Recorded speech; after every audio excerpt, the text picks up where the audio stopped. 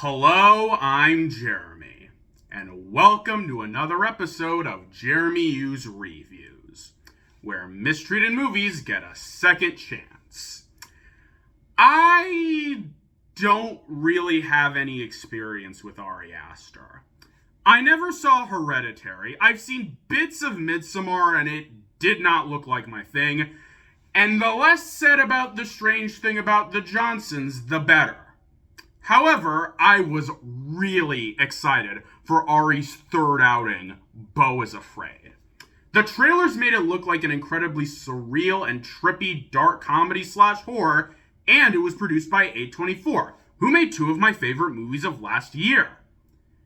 And also Bodies, Bodies, Bodies, which I didn't love as much as those films, but I had fun with.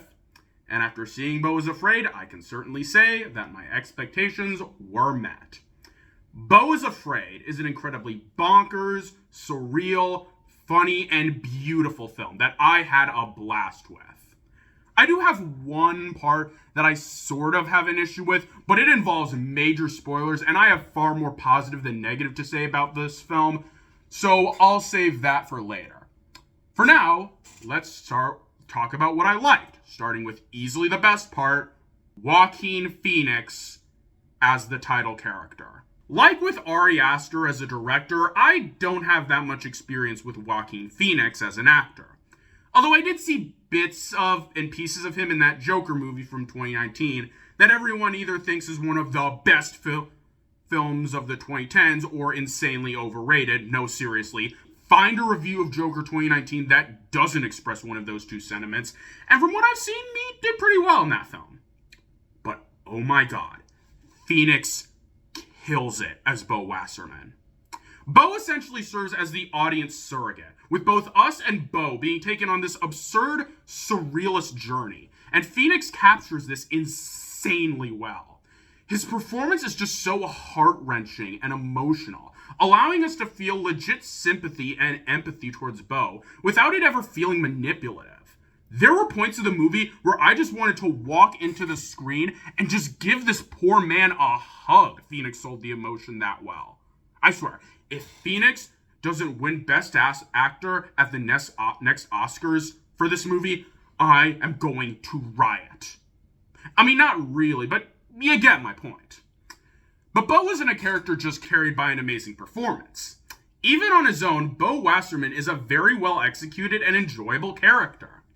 A lot of the movie hinges on Beau's issues with his mother, and while I don't personally relate to that aspect of his character as I have a very good relationship with my mother, I do relate to other aspects of Beau Wasserman.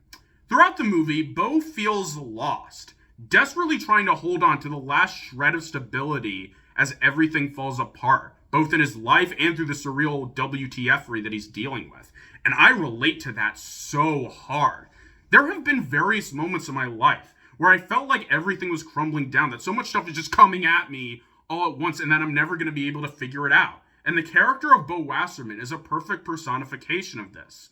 From having to deal with a ton of scary individuals in his neighborhood to missing a flight due to someone stealing his suitcase, the struggles Beau goes throughout the movie feel realistic despite the film's surreal nature due to how relatable the feeling of a ton of stuff that's out of your control being thrown at you is. Overall, Beau Wasserman is an absolutely fantastic character, perfectly executing his role as the audience surrogate due to a powerhouse performance from Joaquin Phoenix and the character's relatability of dealing with a bunch of problems out of your control that are frantically thrown at you. An absolutely fantastic title character for a fantastic movie.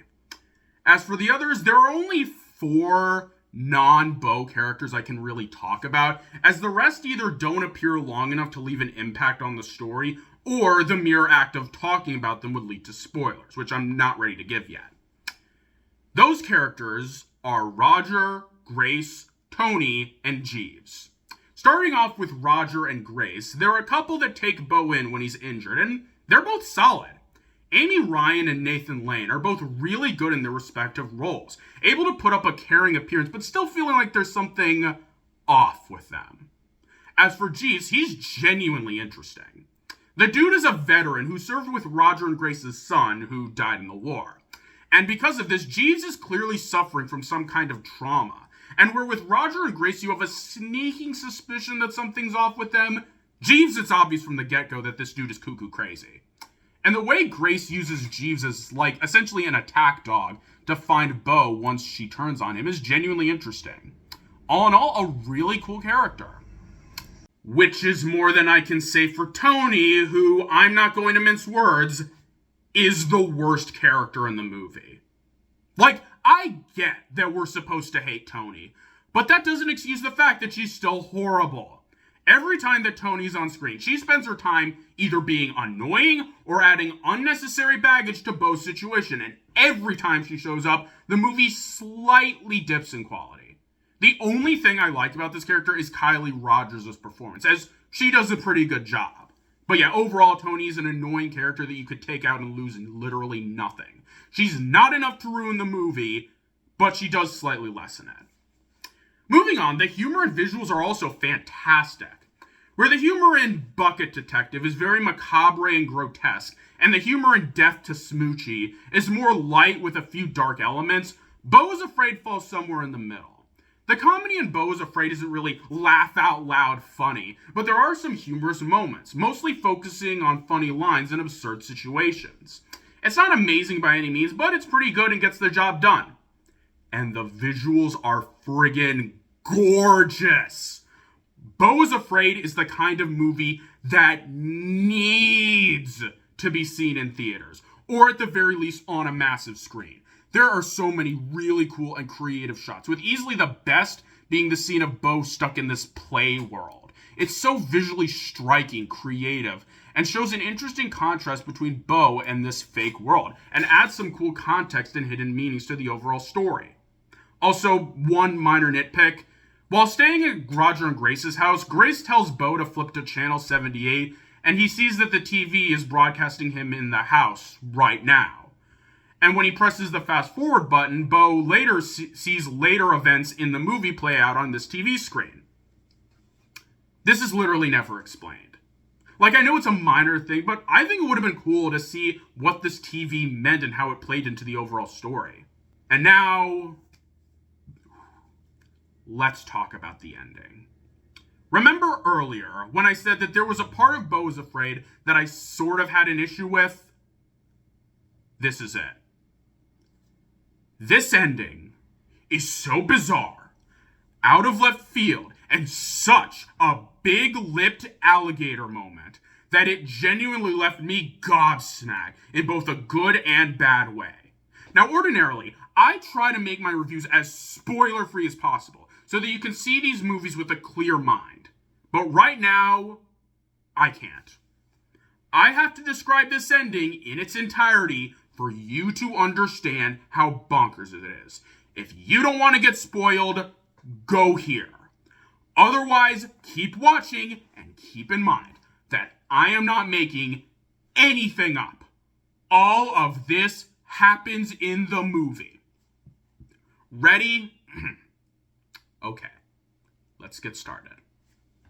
So, after the events that have transpired, Beau finally arrives at his mom's house. The funeral is over, so Beau just walks around looking at stuff, in a beautiful and subtly atmospheric scene. Then, Beau proceeds to sleep on the couch, and when he wakes up, a grown-up version of Elaine, a girl who we've seen in various flashbacks throughout the film, shows up, even more late than Beau was.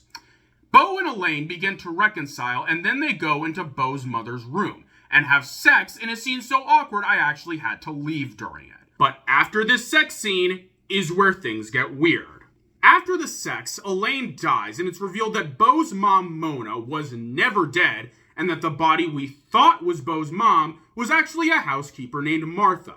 Beau and Mona get in a heated argument, and it's revealed that the therapist that Beau has been seeing was secretly working for Mona, and that he recorded his sessions with Beau for her to hear, which is definitely a HIPAA violation.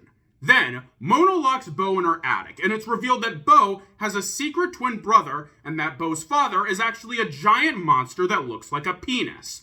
Again, I am not making any of this up. Then, Jeeves bursts in and is killed by the penis monster. Beau leaves the attic, gets on a boat, and then tries to get the heck out of Dodge. At first it seems to work, but then the motor sputters, the boat stops, the lights turn on, and Beau is in a giant coliseum surrounded by nameless faces, Mona, and her attorney Dr. Cohen, played by the underrated and talented Richard Kind. Cohen then proceeds to go through various events in Beau's life, chastising Beau for how he treated Mona, while a man representing Beau's defense attorney tries in vain to fight for him until he's unceremoniously killed off.